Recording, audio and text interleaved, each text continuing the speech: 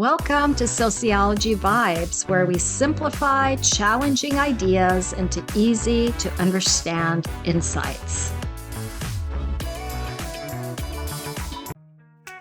Today, our focus is on the explanations of residency patterns and lines of descent, or put in another way, societal and cultural expectations about how families decide where to live after marriage, and how ancestry is traced across generations.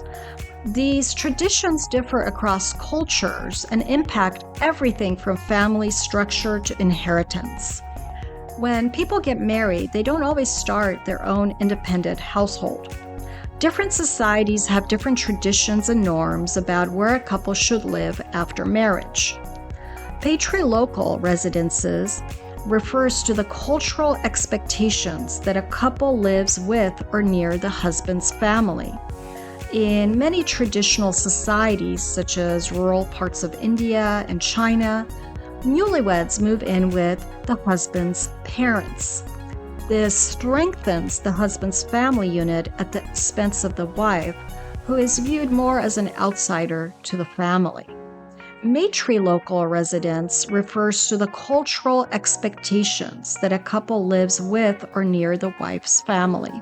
Some indigenous societies and parts of Southeast Asia follow this pattern, where the wife's family provides economic and social support.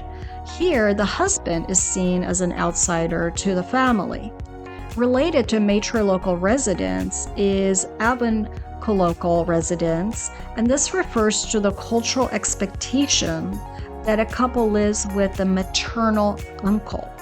This is found in some matrilineal societies, such as among certain indigenous groups where inheritance and authority come from the mother's side. Neolocal residence refers to the cultural expectations that a couple sets up a new independent household.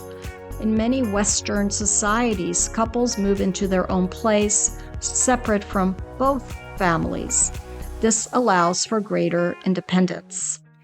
Bilocal, also called ambilocal residence, refers to the cultural expectations that a couple can choose to live with either the husband's or wife's family. In societies where both families have equal influence, the couple may decide based on convenience, work opportunities, or personal preferences. Now let's define lines of descent, which can be understood as your family lineage and the way a society traces ancestry through family generations and which side is important or matters when it comes to inheritance, identity, and family name. You could think of lines of descent as a genealogy chart or a visual family tree. Think about how you trace your own family ancestry. The difference is that what gets emphasized on that chart is based on the cultural line of descent or a societal descent system. This emphasis, whether it's patrilineal, matrilineal, or bilateral, determines cultural identity and who is considered family, how inheritance, family names, and property are passed down. Descent depends on societal expectations and cultural norms and serves various functions. They can change throughout the history of society or through cultural trends. Anthropologist Claude Levi-Strauss studied kinship and how different cultures organize families. Anthropologist George Murdoch also documented different residency and descent patterns across societies, showing that there are no cultural universals to family organization. Bilateral descent emphasizes both paternal and maternal lines of kinship, and this descent system is common in modern societies. Unilateral descent traces descent through one parent only, and was more common in traditional societies. Unilateral descent can be patrilineal through the father's line only, or matrilineal through the mother's line only. Patrilineal descent refers to family lineage being traced through the father's side. Most Western cultures traditionally follow patrilineal descent, where children take their father's last name and inherit property from their father's family. Matrilineal descent refers to family lineage being traced through the mother's side. The Minangkabau people of Indonesia and some Jewish communities pass down family identity and inheritance through the mother. Bilateral descent refers to family lineage being traced through both parents. In modern Western societies, people may recognize both sides of the family for inheritance, family gatherings, and legal matters.